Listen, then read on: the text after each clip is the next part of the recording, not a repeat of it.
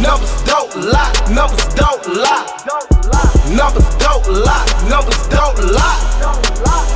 I got this you can't buy. Numbers don't lie, numbers don't lie. Mask Gang, what up? Welcome to the official reboot of the Crimson Mask Show. I am MFGDs. You might know me from the league, FFB, Let's Talk Dynasty. But over here, we talk about pro wrestling. So let's get right into it. Let's talk about the topics that occurred over the last week, and we're going to get into a couple things more. All right.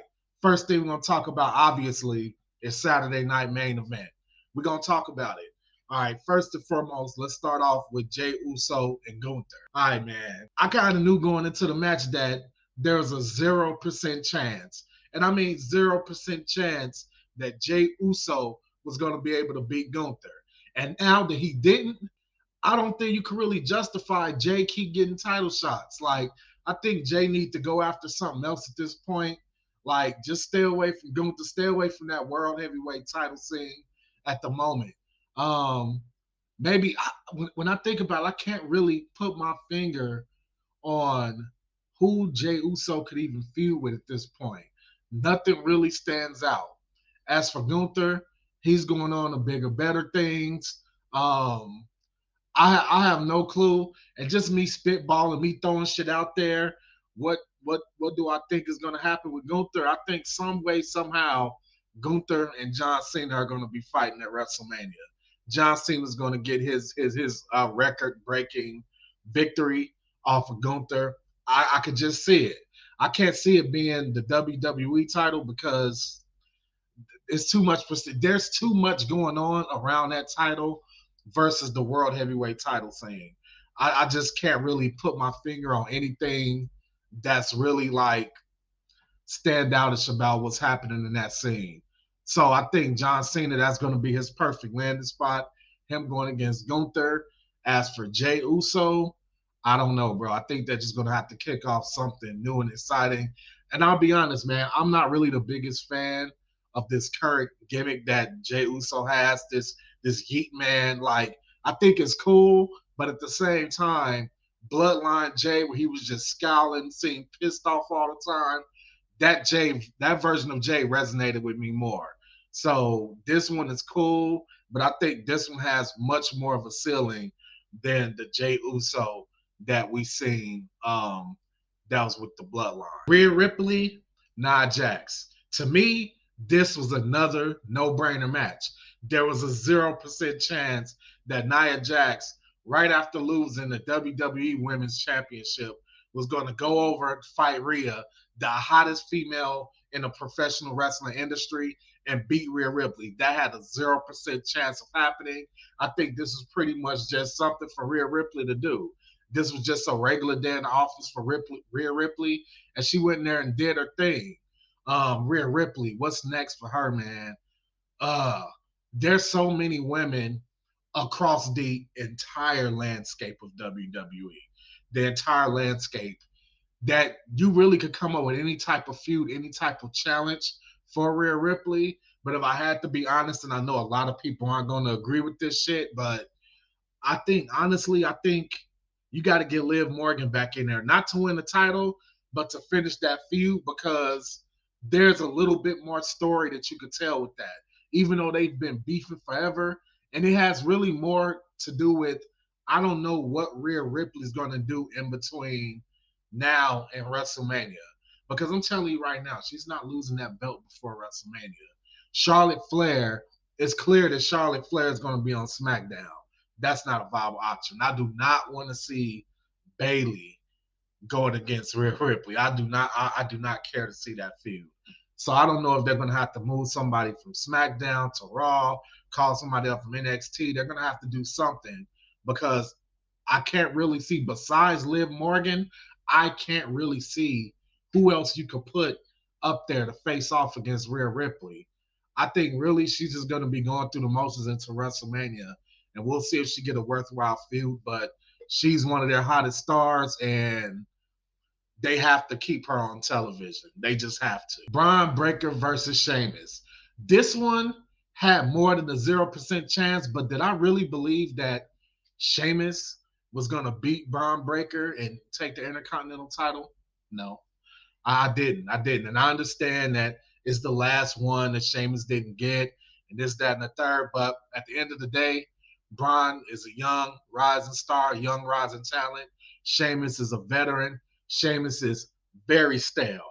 Very stale as a babyface. Very stale. Like, there was no chance. I'm not going to say there was no chance, but I just didn't see there being a chance for Sheamus to beat Bron Breakker.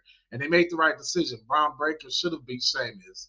And just going by some of the things that I've seen, the videos that WWE put out after the fact, it seems like Sheamus is definitely going through a crisis now after losing that match against Bron Breakker. And I'm hoping that it could turn Sheamus towards something a little more interesting, maybe make him a heel again where he's more of a natural fit. Babyface Sheamus, super stale. I don't know what to say. As for Bron Breakker, what is he going to do next? I think, unlike with Rhea Ripley, I think that there's a lot of different stories you can tell with Bron Breakker right now. But if I had to put a guess in, and I don't know if he's injured or not because I haven't seen him on TV, I don't think. But I think the best thing to do as far as Bron Breakker probably is to close things out with Ludwig Kaiser, because Ludwig Kaiser did attack Bron Breakker. So I think it's important for you to kind of get that in there and finish that feud off, just so Bron could get some more wins under his belt and to keep him on TV. Oh, man, this next one. I'm excited to talk about this one. Jacob Fatu, Braun Strowman. Okay, look. Jacob Fatu beat the brakes off that boy. He beat the shit out of Braun Strowman. We all seen it. If you're a WWE fan, you've seen this. So I don't really got to recap what the fuck happened, but I do want to talk about what the fuck it means. It means that all Samoans in WWE better be on the lookout. Jey Uso, Jimmy Uso, Roman Reigns, Solo Sikoa. And that's where I want to go with this right now. I'm not even going to get into the fact that Jacob Fatu almost sent Braun Strowman to the nether realm, never to be seen again. I'm going to talk about what this means. Solo, at some point, Solo is going to try to come back, and he's going to try to, reclaim his spot, this, that, and the third. He's going to try to reestablish himself as the leader of, I don't even want to call it the bloodline, because I think that version of everything is done. But he's going to try to reestablish himself as the leader of that group, and it's not going to fucking happen. It's not going to happen, because Jacob Fatu is his time now. And I think that's really just going to lead to Solo getting the shit beat out of him by Jacob Tama Tonga. And then that's going to be it, man. Jacob, from day one, from the minute he stepped onto our WWE screens, he looked like a fucking star. He cut promos like nobody else cuts promos in the WWE right now. When I listen to, like, I'll be honest with y'all, when I listen to Jacob Fatu talk, it's almost like you talking to like an OG in the street, like OG in the streets, like somebody that, did some work and been behind bars. Like that's how Jacob Fatu come off when he talk. And I know that's what they were saying on the broadcast too, that he was been to jail 3 times before he was 18. But that's really the way he come off in his promos, and that shit is unique. WWE does not have another one of those in WWE. The look is unique. The promo skills are unique. The talent is unique. You put all that shit together, you got a superstar. And that's what Jacob Fatu is. And I feel sorry for Solo when he come back, because he's going to try to reclaim that spot, and it's already somebody sitting on that throne. So there's so much, oh my God, there's so much more you could do with Jacob Fatu with that storyline. You can name it a whole group. You can add more members. You could create another storyline that could last another 5 years or some shit like that has nothing to do with the bloodline. You could do that. And you could put Jacob Fatu at the helm of it, because he's already showed that he could do what it takes to be interesting and to basically dominate professional wrestling. So I definitely want to see that. And yeah, man, Jacob Fatu, That motherfucker's the man, dog. Kevin Owens, Cody Rhodes, contract signing. Okay, so Kevin Owens, before we get into the contract signing itself, let me just talk about Kevin Owens. Kevin Owens, man, he's been doing some of the best work that he's done his entire career. Usually, when Kevin Owens is involved in something interesting, it involves him betraying somebody, injuring them. And there was a little bit in that with this version of Kevin Owens, but this version of Kevin Owens has been funny, he's been interesting, he's paranoid, he's delusional. Like, and I just think he's doing some of the best work he's been doing since he's been in the WWE, to be honest. And then you have this contract signing.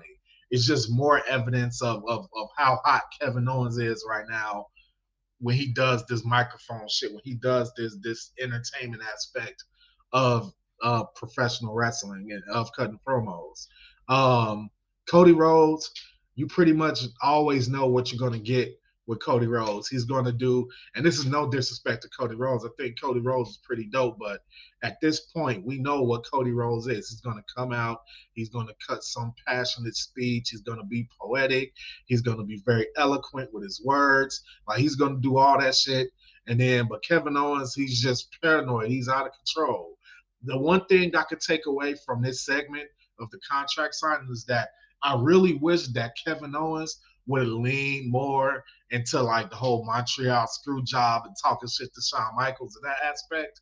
But even without that, Kevin Owens did still do enough to get Shawn Michaels fired up. I already knew when Kevin Owens said that first insult towards Shawn Michaels about how he represented that title more than Shawn Michaels ever had. I already said to myself, I said, he's finna kick the shit out of Kevin Owens at some point during this segment. He's gonna kick the shit out of him. And that's what happened, man. He knocked off Shawn Michaels' hat, showed the whole ball spot. He put his hat back on and he kicked the shit out of Kevin Owens. I mean, I seen it coming. But it's just more examples of how awesome Kevin Owens has been as of late on that microphone, and they need to continue this story. I don't think he has a chance of beating Cody Rhodes at the Royal Rumble. I just don't. So I think what's going to be more interesting, what's going to be cooler, and the way WWE should go, I definitely think you should get Randy back in there, let Randy get a quick feud with Kevin Owens, and then somehow it has to lead to Cody versus Randy Orton. That's what I want to see. That's what so many people want to see, and I'm ready for it, to be honest, man. I'm ready for it. Let's fucking do it. Now that we've moved past the Saturday night main event portion of the show, let's talk about some of the shit that happened this past week. All right, first and foremost, what's going on with Sami Zayn? What's going on with Seth Rollins? What do I mean by that? So it seems like it's something interesting going on. For a while now, it seems like Seth Rollins has been slowly but surely moving towards turning heel. If I had to put a number on that, I'm like 85% sure that that's the direction they're going. Seth Rollins turning heel. But the interesting thing here is that Sami Zayn, Kevin Owens approached him on Raw and basically asked if Sami Zayn will have his back. Now, typically, in typical Sami Zayn fashion, Sami Zayn would usually like immediately respond and be like, "No, Kevin," and tell Kevin Owens to do the right thing and blah, blah, blah, blah, blah, because he's the modern day Mick Foley. He wants to do the right thing. But Sami just didn't say shit. So now that's left open the possibility that Sami Zayn could very well turn heel. I'm much less confident in the idea of Sami Zayn turning heel than I am with Seth Rollins. I'm pretty sure that's what's going on with Seth. Sami, I think what can really come down to is just a moment where Sami could help Kevin and then decide not to. So that might be in a previous thing I spoke about with Kevin Owens, like where they're going to go with Kevin Owens. That's actually another direction they could go. Sami Zayn can have the opportunity to help Kevin Owens, then decide not to. So then we're going back to the Sami Zayn Kevin Owens feud, which years ago they said they weren't going to feud anymore, but you know they always say that in WWE and they always go back on that. So we'll see, man. But I definitely think it's some very interesting things going on with both Sami and Seth Rollins. Damian Priest. They randomly moved Damian Priest to SmackDown. And for the life of me, I can't even really think. Okay, first of all, Damian Priest is a big dog. He was a big fish in a small pond on Raw, for all intents and purposes. But now he's going to a big pond, so a big fish in a big pond, because really, there's no path for Damian Priest on SmackDown to be the top star. He's not going to be the top star over Roman. He's not going to be the top star over Cody. And of course, this is without me knowing if they're going to put people on Raw or move people to SmackDown, like whatever. This is as I currently see the SmackDown roster. Damian Priest doesn't have a clear path to being one of the top two. And if you're not the top two, like, let's be honest here. Can we see Damian Priest beating Roman Reigns? I can't. Can we see Damian Priest beating Cody Rhodes? I can't. So that means, where are we putting Damian Priest? Are we putting Damian Priest in the mid card with Shinsuke Nakamura? Because I hate to say it, that kind of makes more sense. It kind of makes more sense. You putting Damian Priest against guys like LA Knight, Shinsuke Nakamura, like all the guys that are in that territory. Honestly, let me take it back a little bit. Can I see Damian Priest beating Jacob Fatu? No. So, I mean, I don't like the fit with him on SmackDown, but it doesn't really matter because Raw was getting tough anyway. But I liked his chances against a guy like Gunther a hell of a lot more than Roman Reigns or Cody Rhodes. I'm just being real.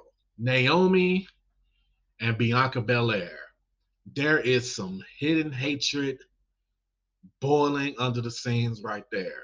Like, I think, okay, at this point in time, there's no way that one of those two, and it'll be silly if it was Bianca.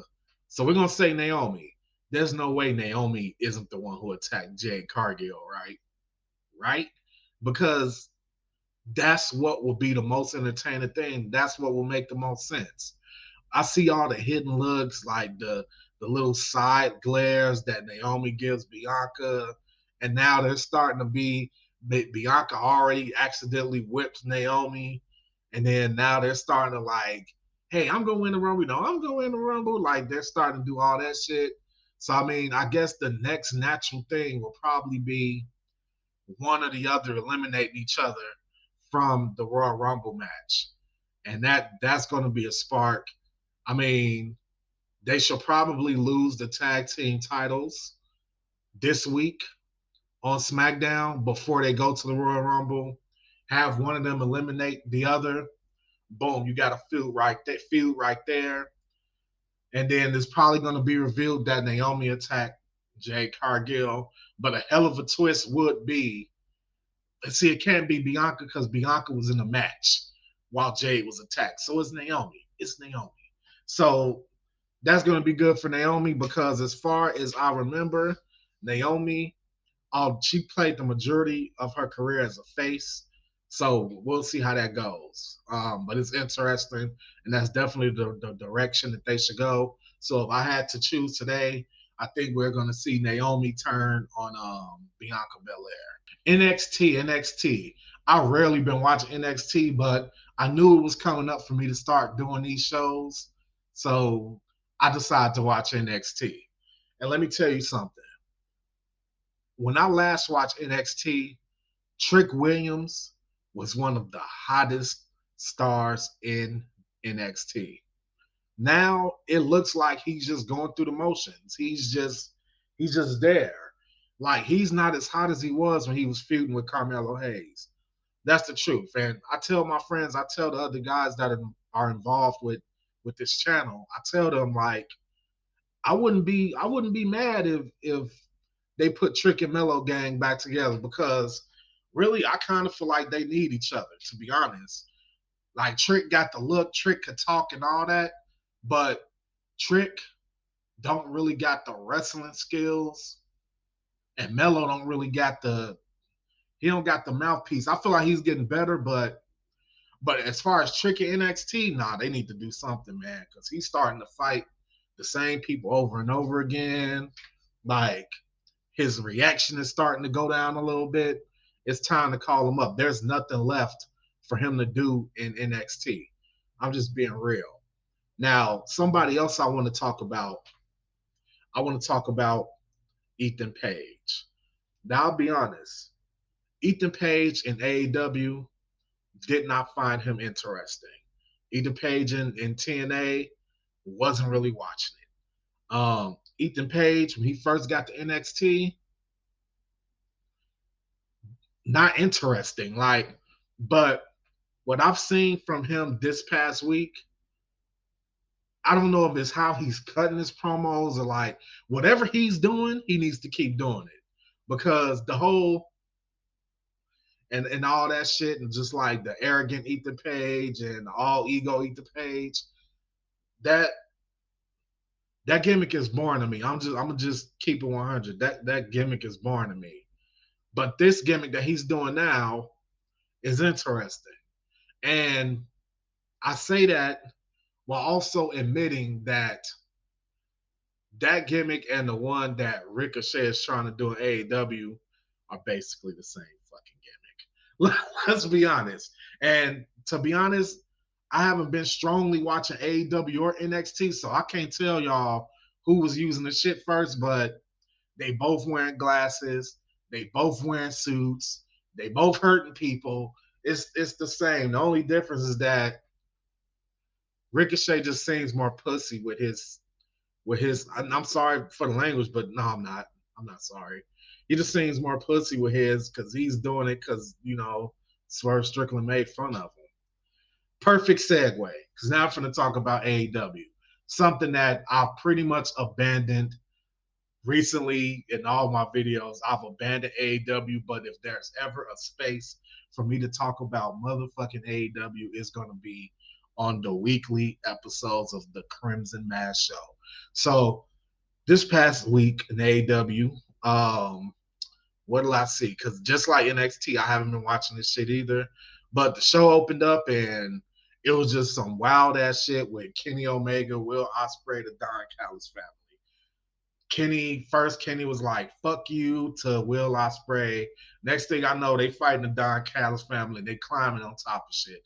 If it's one thing AEW does well, and I'll give AEW this, AEW does very well at having complete fucking chaos on their shows. They're good at that. Now, complete chaos and long ass wrestling matches with a lot of diving and shit, those are the things that AEW excels at. Everything else is a fucking struggle. But I thought that was a nice little wild opening for AEW, and it reminded me of back in the days when I was like a true diehard AEW fan, which I'm not today. I'm just a AEW fan in passing. But back when I was a diehard, going to the shows, yada, yada, yada, that type of chaos is what it reminded me of. But it's still kind of fucking sad because Kenny Omega just seems like a shell of himself. And not stand on that, man. Kenny Omega does not seem like Kenny Omega to me. And that's fucking unfortunate because really he was the reason I started watching AEW to begin with. So maybe that's why I haven't been watching it. The Hurt Syndicate. Now, I've already heard their entrance music before I decided to start watching AEW again this week. That fucking entrance music is fucking awesome. Their presentation is awesome. Their presentation was awesome when they were the Hurt Business.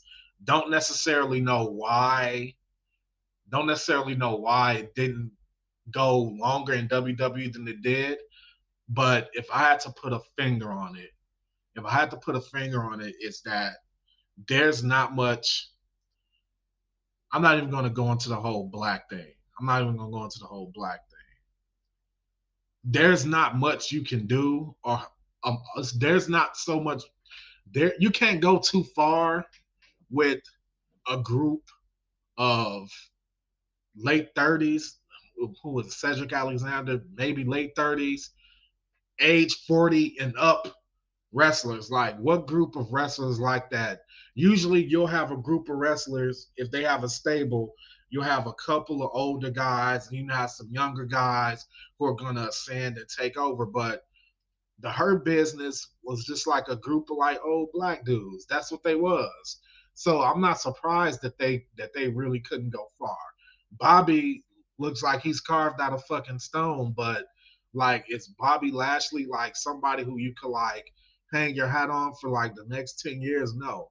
And I feel like stables like that should always have a guy like Bobby Lashley at the top, but then have another guy in the group that could ascend and be on the same level as Bobby Lashley. And even if you look at the Hurt Syndicate, they don't even have that. Now, there's a lot of wrestlers in AEW that could slide right into the Hurt Syndicate and be that person, but I have zero confidence in AEW's ability to do shit like that, to have long-term storytelling, to book shit correctly to where it makes sense, to where it's good. And that leads me into the next fucking thing I have to talk about. And this is going to be a good one. AEW does not know how to maintain the momentum of their stars. If AEW ever goes out of business, this is going to be why. This is going to be why. One thing that I feel like I'm able to take advantage of by having such a large gap in time from when I last watched AEW to when I watch AEW now is just the fact that I'm able to see what a lot of wrestlers, a lot of their stars were to what they are now. Let's go over it. Let's go over it. Edge, Cope, Adam Copeland. When Adam Copeland, because I'm not calling him Cope, that shit is stupid. Cope is not dope. Now, when Adam Copeland, Edge, first showed up in AEW, that shit was awesome. Like, he came in looking like a fucking star.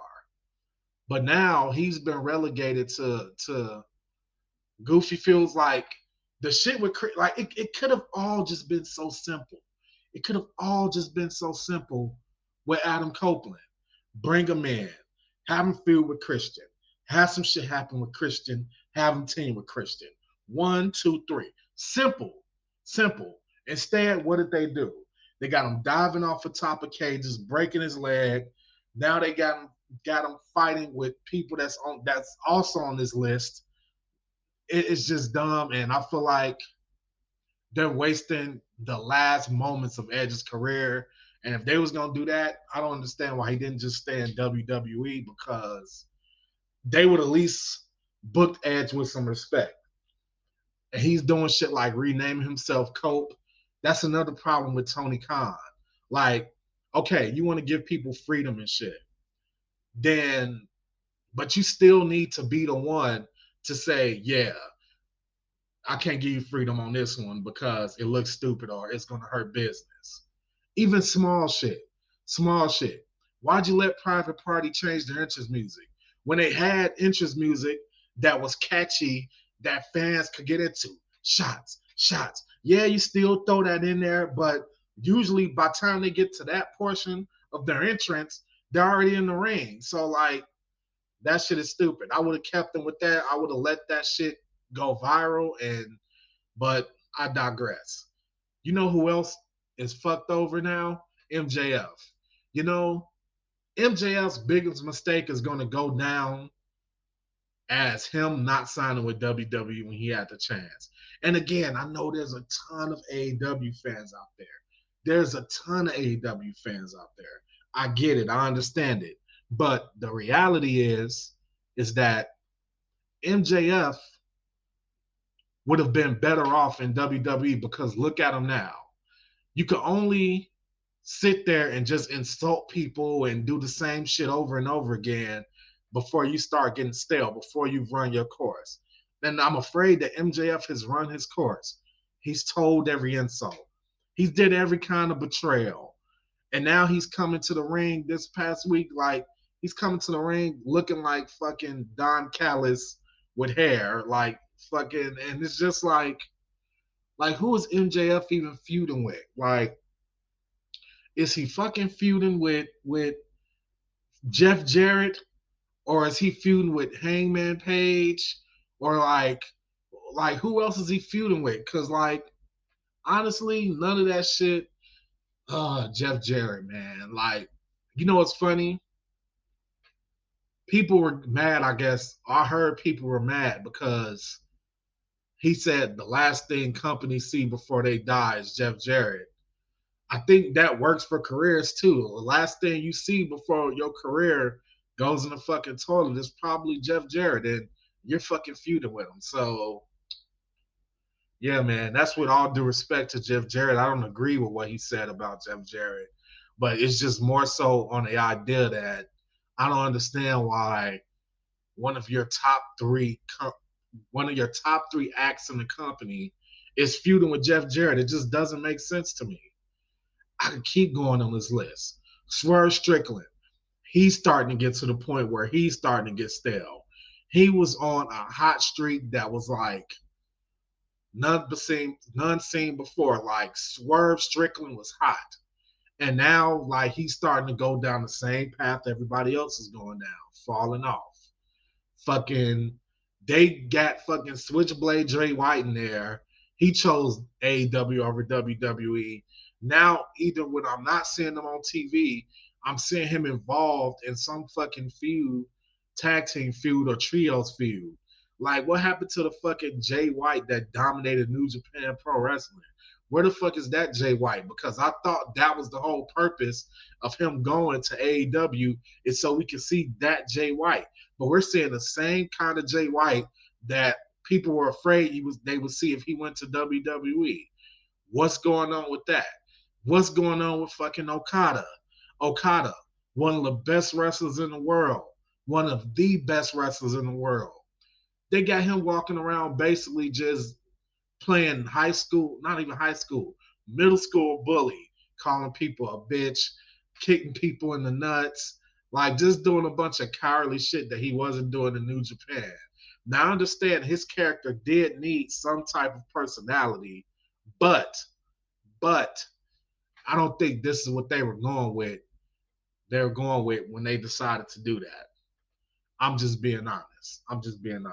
And last but not least, Jon Moxley. Jon Moxley. He was supposed to be the guiding light of AEW. He was supposed to be the one carrying the fucking flag for AEW clashing with WWE. And that's exactly what he was for the first year, first 2 years, whatever. But now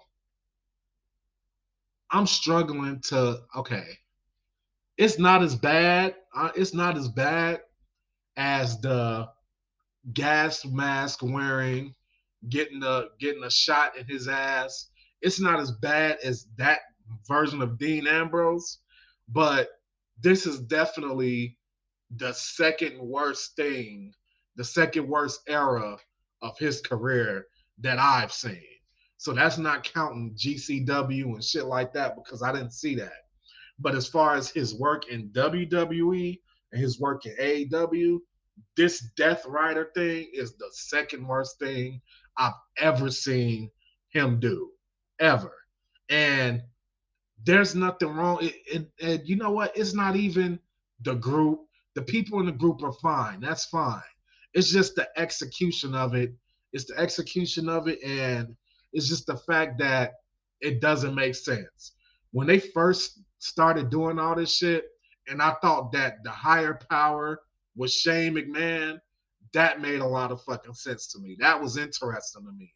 Now it's just like their job is to rid everything that's goofy or you know silly from wrestling. Well, guess what? You're gonna have to eliminate the entire company then, because let's be honest, the entire fucking company is kind of goofy. It's kind of silly. The owner or whatever Tony Khan is, the CEO, kind of fucking goofy. So you're gonna have to wipe out the whole fucking thing, man, if you're gonna do that. And it's just the execution, man. They need to go ahead, cut this shit off, Let Jon Moxley be back by himself. Let him be like, it's a reason why he was like a lone wolf. Like, let him go back to being that fucking lone wolf renegade, beating the shit out of people, just being a tough bastard. That's what he needs to be. Like, I don't even get the shit, man. Like, and it's crazy because the majority of what I've seen from people is that they don't like the whole Death Riders thing. So I think that shit is pretty silly. And yeah, man. Yeah. So that's our show for today. First, we still gonna be changing. We still gonna be evolving as we go along with this show, how we do things. But just look at this as, even though this is the first time we ever do that, just look at this as the pilot of the Crimson Mass show.